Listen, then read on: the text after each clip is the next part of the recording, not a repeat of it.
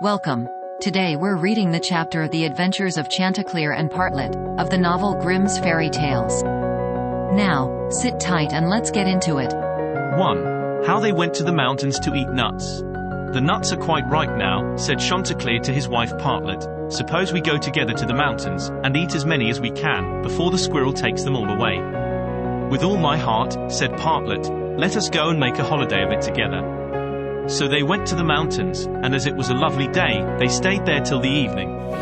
Now, whether it was that they had eaten so many nuts that they could not walk, or whether they were lazy and would not, I do not know. However, they took it into their heads that it did not become them to go home on foot.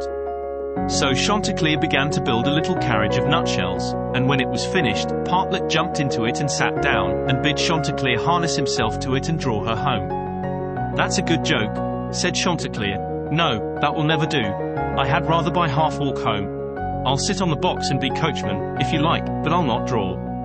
While this was passing, a duck came quacking up and cried out, You thieving vagabonds! What business have you in my grounds? I'll give it you well for your insolence. And upon that she fell upon Chanticleer most lustily. But Chanticleer was no coward, and returned the duck's blows with his sharp spurs so fiercely that she soon began to cry out for mercy, which was only granted her upon condition that she would draw the carriage home for them. This she agreed to do, and Chanticleer got upon the box, and drove, crying, Now, duck, get on as fast as you can. And away they went at a pretty good pace. After they had travelled along a little way, they met a needle and a pin walking together along the road. And the needle cried out, Stop, stop, and said it was so dark that they could hardly find their way, and such dirty walking they could not get on at all. He told them that he and his friend, the pin, had been at a public house a few miles off, and had sat drinking till they had forgotten how late it was.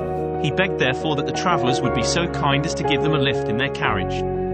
Chanticleer, observing that they were but thin fellows, and not likely to take up much room, told them they might ride, but made them promise not to dirty the wheels of the carriage in getting in, nor to tread on Partlet's toes.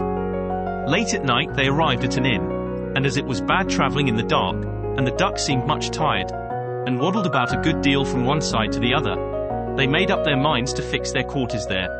But the landlord at first was unwilling, and said his house was full, thinking they might not be very respectable company. However, they spoke civilly to him, and gave him the egg which Partlet had laid by the way, and said they would give him the duck, who was in the habit of laying one every day. So at last he let them come in, and spoke to handsome supper, and spent the riches of it. Early in the morning, before it was quite light, and when nobody was stirring in the inn, Chanticleer awakened his wife, and, fetching the egg, they pecked a hole in it, ate it up, and threw the shells into the fireplace. They then went to the pin and needle, who were fast asleep, and seizing them by the heads, stuck one into the landlord's easy chair and the other into his handkerchief, and, having done this, they crept away as softly as possible. However, the duck, who slept in the open air in the yard, heard them coming, and jumping into the brook which ran close by the inn, soon swam out of their reach. An hour or two afterwards the landlord got up, and took his handkerchief to wipe his face, but the pin ran into him and pricked him. Then he walked into the kitchen to light his pipe at the fire, but when he stirred it up the eggshells flew into his eyes, and almost blinded him. Bless me, said he, all the world seems to have a design against my head this morning, and so saying, he threw himself sulkily into his easy chair, but, oh dear! The needle ran into him, and this time the pain was not in his head. He now flew into a very great passion, and, suspecting the company who had come in the night before, he went to look after them, but they were all off. So he swore that he never again would take in such a troop of vagabonds, who ate a great deal, paid no reckoning, and gave him nothing for his trouble but their apish tricks. 2. How Chanticleer and Partlet went to visit Mr. Korbes. Another day, Chanticleer and Partlet wished to ride out together. So Chanticleer built a handsome carriage with 4 red wheels, and harnessed 6 mice to it. And then he and Partlet got into the carriage, and away they drove. Soon afterwards a cat met them, and said, Where are you going? And Chanticleer replied. Then the cat said, Take me with you. Chanticleer said, With all my heart.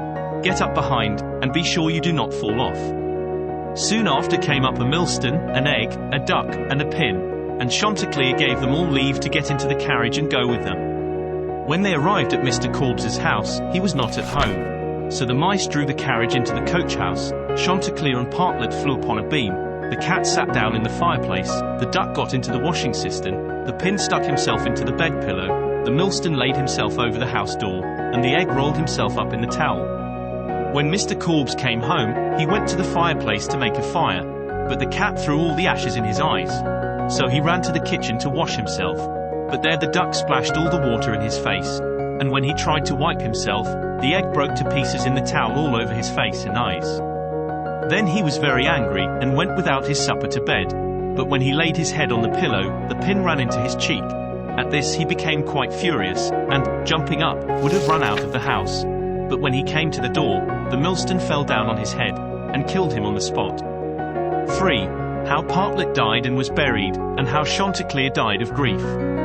Another day Chanticleer and Partlet agreed to go again to the mountains to eat nuts, and it was settled that all the nuts which they found should be shared equally between them.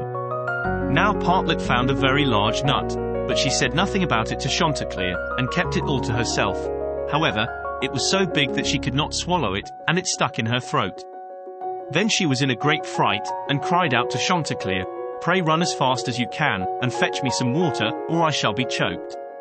Chanticleer ran as fast as he could to the river, and said, "River, give me some water, for Partlet lies in the mountain, and will be choked by a great nut."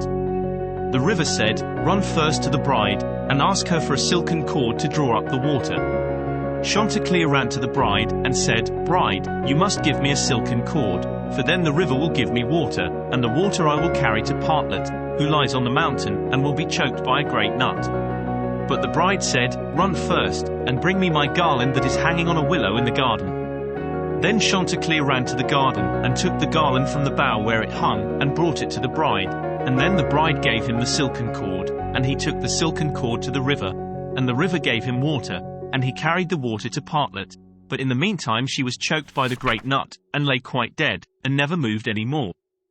Then Chanticleer was very sorry, and cried bitterly, and all the beasts came and wept with him over poor Partlet. And 6 mice built a little hearse to carry her to her grave, and when it was ready they harnessed themselves before it, and Chanticleer drove them. On the way they met the fox. "Where are you going, Chanticleer?" said he. "To bury my Partlet," said the other. "May I go with you?" said the fox. "Yes, but you must get up behind, or my horses will not be able to draw you."